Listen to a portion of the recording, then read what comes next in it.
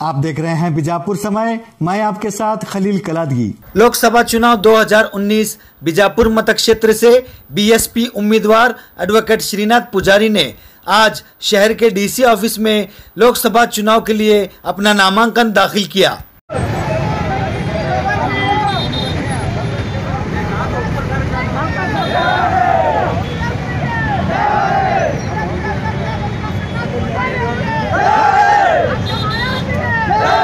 ಜಿಲ್ಲೆಯ ಸಮಸ್ತ ಮತದಾರ ಬಂಧುಗಳಲ್ಲಿ ನಾನು ವಿನಂತಿ ಮಾಡ್ಕೋತೇನೆ. ನಾನು ಬಹುಜನ ಸಮಾಜದ ಪಕ್ಷದ ಅಕ್ಕ ಮಾಯಾವತಿಯವರು ಈ ಬಾರಿ ಪ್ರಧಾನಿಯಾಗುವ ನಿಟ್ಟಿನಲ್ಲಿ ಎಲ್ಲ ಸಿದ್ಧತೆಗಳು ನಡೆದಿದ್ದಾವೆ. ಎಲ್ಲ ದೇಶದ ಜನತೆ ಅವರ ಜೊತೆಯಲ್ಲಿದ್ದಾರೆ.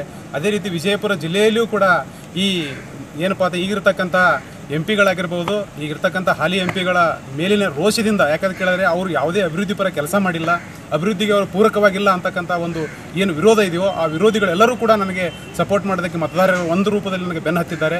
ಆ ಕಾರಣಕ್ಕಾಗಿ ಎಲ್ಲ ಮತದಾರರ ಮೇಲೆ ಒಂದು ವಿಶ್ವಾಸ ಇದೆ. ಈ ಬಾರಿ ನನಗೆ ವಿಜಯಪುರ ಜಿಲ್ಲೆಯಲ್ಲಿ ಅತ್ಯಂತ ಹೆಚ್ಚು ಮತದಾರ ಅಂತರದಿಂದ ಗೆಲ್ಲಿಸ್ತಾರೆ ಅಂತಕ್ಕಂಥ ಒಂದು ಆಶಾಭಾವ ಇದೆ. ದಯವಿಟ್ಟು ಎಲ್ಲ ಮತದಾರ ಬಂಧುಗಳಿಗೆ ವಿನಂತಿ ಮಾಡ್ಕೋತೇನೆ.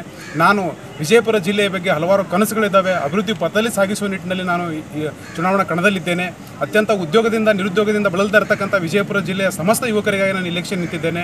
ಗುತ್ತಿಗೆ ನೌಕರರ ಪರವಾಗಿ ಇಲೆಕ್ಷನ್ ನಿಂತಿದ್ದೇನೆ, ಕಾರ್ಮಿಕರ ಪರವಾಗಿ, ಮಹಿಳೆಯರ ಪರವಾಗಿ, ರೈತರ ಸಲುವಾಗಿ ನಾನು ಈ ಚುನಾವಣೆಯಲ್ಲಿ ಕಣದಲ್ಲಿದ್ದೇನೆ. ದಯವಿಟ್ಟು ಎಲ್ಲರೂ ನನ್ನ ಬೆಂಬಲಿಸುವುದರ ಮುಖಾಂತರ ಸಮಸ್ತ ಬಿಜಾಪುರ ಅಭಿವೃದ್ಧಿಗೋಸ್ಕರ ನನಗೆ ಸಹಕರಿಸಬೇಕು ಅಂತೇಳಿ ಈ ಮೂಲಕ ತಮ್ಮಲ್ಲಿ ವಿನಂತಿಯನ್ನು ಮಾಡ್ಕೊತಾ ಇದ್ದೇನೆ.